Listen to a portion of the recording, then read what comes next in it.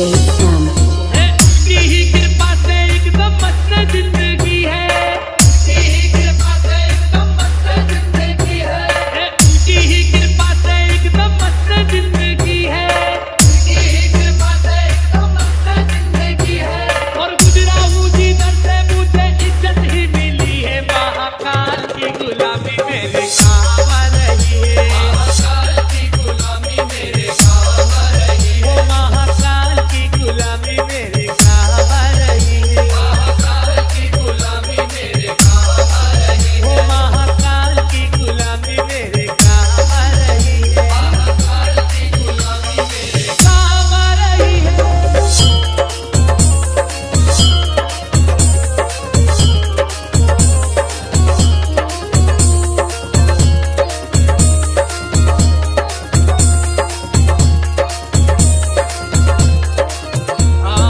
भोले की भक्ति का एक ही है कायदा, भोले की भक्ति का एक ही है कायदा, भोले की भक्ति का एक ही है कायदा, भोले की भक्ति का एक ही है कायदा। अरे इसमें तो मिले बस फायदा ही फायदा, इसमें तो मिले बस फायदा ही फायदा, अरे इसमें तो मिले बस फायदा ही फायदा, इसमें तो मिले बस फायदा ही फायदा। वो मैंने भी तो की है भक्ति तेरे नाम की, मैंने भी तो की है भक्ति तेरे नाम की, वो मैंने भी तो की है भक्ति तेरे नाम की, और बिगड़ी बना दी तूने तेरे नाम की।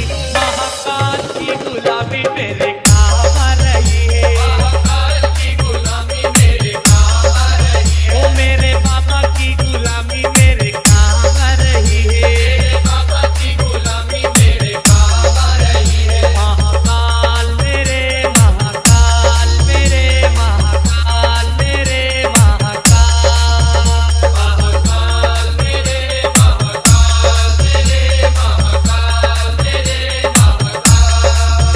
मेरा मतलब है अलग, मेरी मंजिल है अलग, मेरा मतलब है अलग, मेरी मंजिल है अलग, मैं हूँ तेरा ही दीवाना, दीवाना दीवाना है।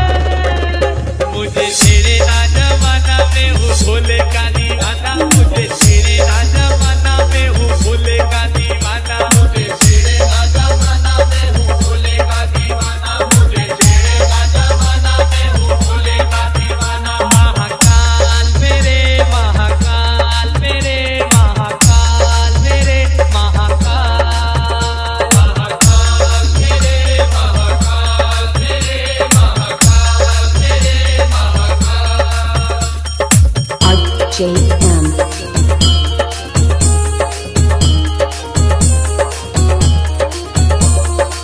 हाजी मेरे फूलों की दुकान मेरा बन गया मकान, मेरे फूलों की दुकान मेरा बन गया मकान, ओ मेरे फूलों की दुकान मेरा बन गया मकान, मेरे फूलों की दुकान मेरा बन गया मकान। वो तेरी ही कृपा से मुझे मिला ये मुकाम, मेरे तुझे